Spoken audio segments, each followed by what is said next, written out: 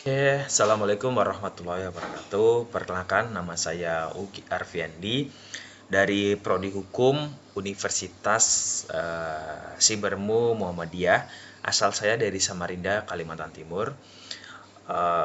Pada kesempatan yang berbahagia pada hari ini, saya akan mempresentasikan satu pembahasan yang mengenai hukum yang berjudul Penegakan Hukum dan Kepastian Hukum dalam Negara Hukum Indonesia.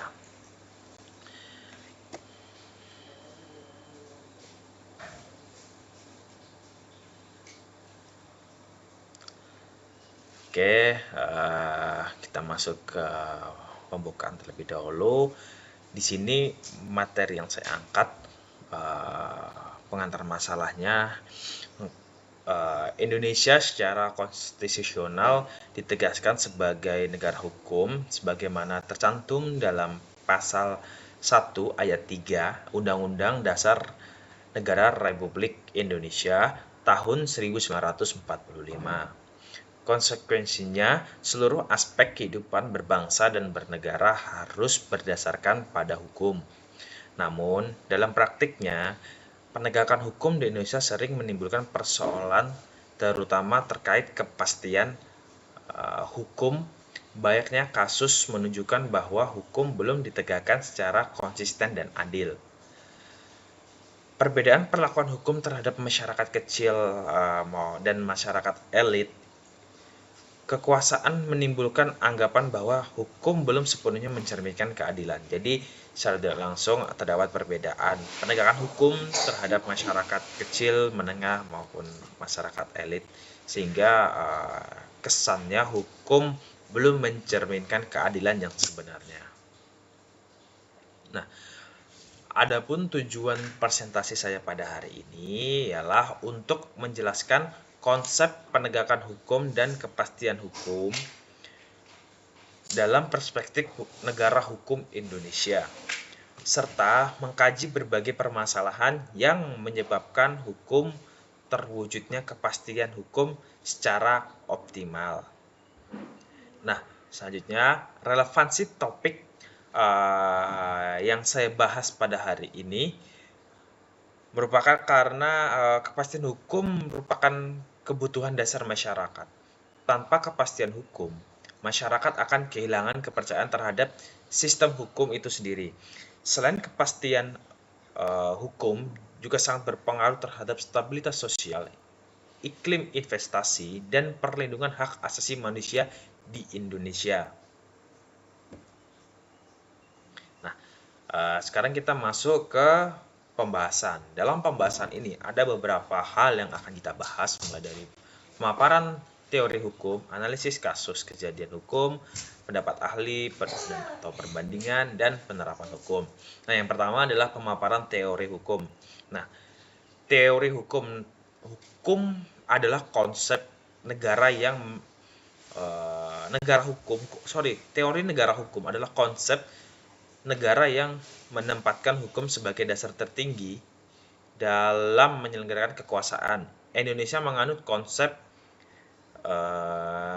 res stata, di mana kekuasaan negara dibatasi oleh hukum. Ciri utama negara hukum meliputi supremasi hukum, persamaan di hadapan hukum, perlindungan hak asasi manusia, serta adanya peradilan yang bebas dan tidak memihak. Dengan demikian, setiap tindakan pemerintah dan warga negara harus tunduk pada hukum. Nah, dalam pemaparan teori hukum ini ada dua teori yang akan kita bahas, yaitu yang pertama teori penegakan hukum dan yang kedua adalah teori kepastian hukum. Nah, adapun teori penegakan hukum adalah proses di mana mewujudkan norma hukum agar berfungsi secara nyata dalam masyarakat. Penegakan hukum tidak hanya berkaitan dengan penerapan aturan tertulis, tetapi juga mencangkup nilai keadilan dan kemanfaatan. Nah, aparat penegakan hukum seperti polisi, jaksa, hakim, dan advokat memiliki peran strategis dalam memastikan hukum ditegakkan secara adil. Apabila aparat penegakan hukum tidak profesional dan berintegritas, maka penegakan hukum akan kehilangan makna.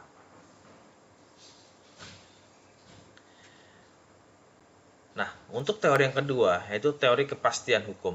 Nah, teori kepastian hukum ini merupakan keadaan yang di mana hukum dapat memberikan jaminan bahwa setiap orang akan diperlakukan secara sama di hadapan hukum. Hukum harus jelas, tidak multitafsir, dan dapat diprediksi penerapannya. Menurut Hans Kelsen, kepastian hukum tercapai apabila norma hukum dilaksanakan secara konsisten atau dengan sistem hukum yang berlaku. Tanpa kepastian hukum, hukum akan kehilangan legitimasi di mata masyarakat. Nah, hubungan antara dua teori yang kita bahas tadi adalah penegakan hukum dan kepastian hukum memiliki hubungan yang sangat erat. Penegakan hukum dan yang konsisten akan melahirkan kepastian hukum. Sedangkan kepastian hukum akan menjadi indikator keberhasilan penegakan hukum. Jika penegakan hukum di Indonesia secara diskriminatif, maka kepastian hukum tidak akan terwujud. Akibatnya, masyarakat akan merasa tidak mendapatkan perlindungan hukum yang adil. Jadi dua teori tadi itu saling berkesinambungan. Penting untuk mewujudkan hukum di negara itu berjalan dengan adil atau tidak. Nah, yang kedua, untuk pembahasan ini kita akan bahas analisis kasus kejadian hukum. Nah, analisis kasus dan fenomena dalam hal ini sering muncul dalam penegakan hukum di Indonesia adalah anggapan bahwa hukum bersifat tajam ke bawah namun tumpul ke atas. Banyak kasus yang melibatkan masyarakat kecil ditangani dengan cepat dan berat, sementara kasus yang melibatkan kalangan atas tidak berpengaruh, cenderung berlarut-larut. Fenomena ini menunjukkan adanya masalah serius dalam penegakan hukum, terutama terkait integritas aparat dan independensi lembaga peradilan. Nah, permasalahan penegakan hukum di Indonesia ini,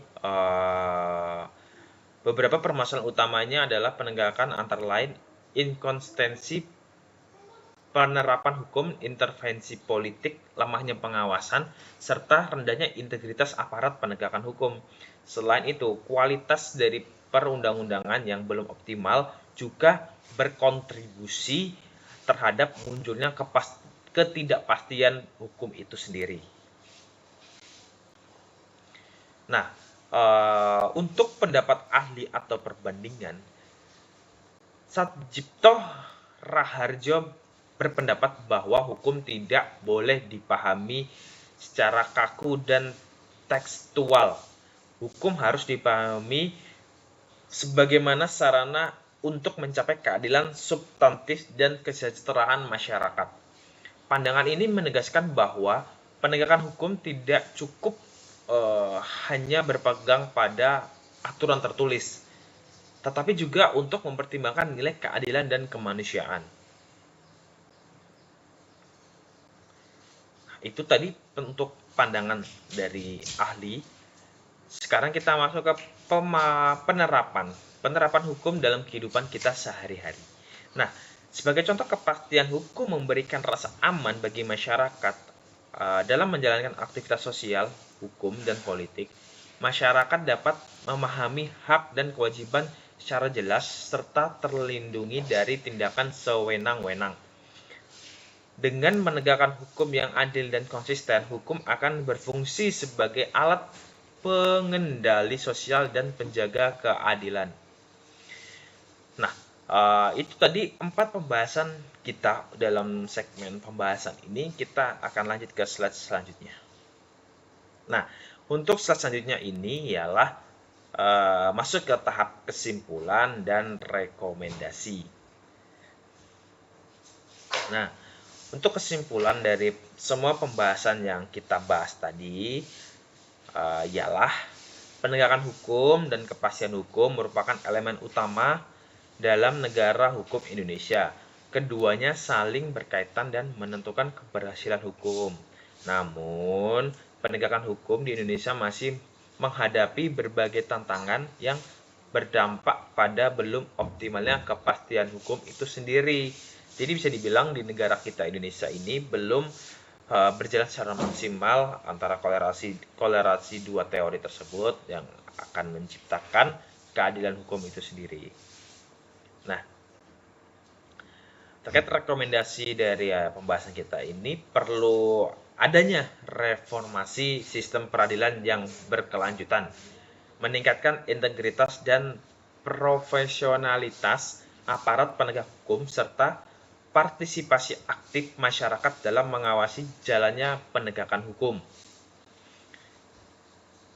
Itu untuk rekomendasi dari materi kita.